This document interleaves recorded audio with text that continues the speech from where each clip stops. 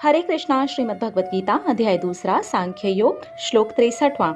क्रोधादवति सम्मोह सम्मोहात् स्मृति विभ्रमः स्मृतिभ्रंशात् बुद्धिनाशो बुद्धिनाशात् प्रणश्यति। आगे श्री कृष्ण भगवान अर्जुन से कहते हैं,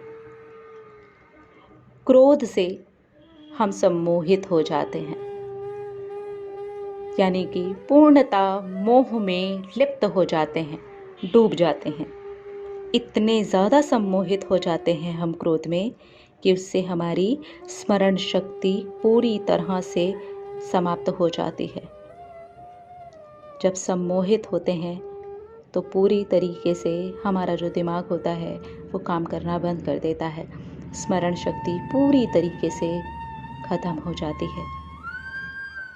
और जब हमारी स्मरण शक्ति भ्रम में पड़ जाती है, ख़त्म हो जाती है, उस समय के लिए वो लुप्त हो जाती है, तो हमारी जो बुद्धि होती है, जिसका काम है हमें सही तरीके से चलाना, सही राह दिखाना, वो नष्ट हो जाती है। और जब बुद्धि नष्ट हो जाती है, जिसका काम है हमें सही तरीके से चलाना, तो फिर उस मनुष्य का पतन होना निश्चित है। क्रोध, जब भी हम क्रोध करते हैं तो सबसे पहले हम अपना नुकसान करते हैं। क्रोध का सबसे पहला जो शिकार बनता है वो हम ही बनते हैं, क्योंकि जब भी हम क्रोधित होते हैं तो हम सम्मोहित हो जाते हैं। सम्मोहित कैसे होते हैं क्रोध में? क्रोध में हमें ये नहीं समझ आता ये सही है या ये गलत है। वो क्यों समझ नहीं आता? क्योंकि बुद्धि भ्रमित हो गई है, नष्ट हो गई है। कुछ समय के लिए उसको नहीं समझ आ रहा उसे क्या करना है, क्या नहीं करना है।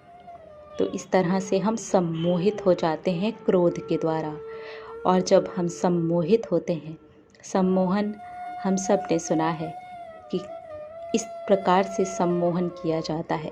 इस प्रकार का सम्मोहित होना कहलाता है। लेकिन असल सम्मोहित तो हम रोज होते हैं, अक्सर होते हैं। जब भी हम क्रोध करते हैं तो हम स्वयं को क्रोध के हवाले कर देते हैं और अपनी बुद्धि को नष्ट कर लेते हैं। ज़ोरदार तूफान आता है और उसमें सबसे ज़्यादा नुकसान हमारा स्वयं का होता है। इसी को पतन कहा गया है, उस नुकसान को ही पतन कहा गया है। इसलिए हमें सबसे पहले इंद्रियों पर मिलने वाले सुख के ऊपर ध्यान केंद्रित कम से कम करना चाहिए, जिससे कि आसक्ति कम हो सके। आसक्ति कम होगी यानी कि हमारा जो लालच है वो कम होगा, तो फिर काम वासनाएं हम पर ज़्यादा हावी नहीं हो पाएंगी। और जब काम वासनाएं हम पर ज़्यादा हावी नहीं होंगी तो फिर क्रोध प्रकट नहीं हो सकेगा। और जब क्रोध प्रकट नहीं हो सकेगा तो हम सम्मोहित नहीं होंगे। वो भी अपने ही अंदर जो सबसे बड़ा दुश्मन है क्रोध, उसके द्वारा सम्मोहित होकर के अपनी बुद्धि को नष्ट कर लेते हैं हम।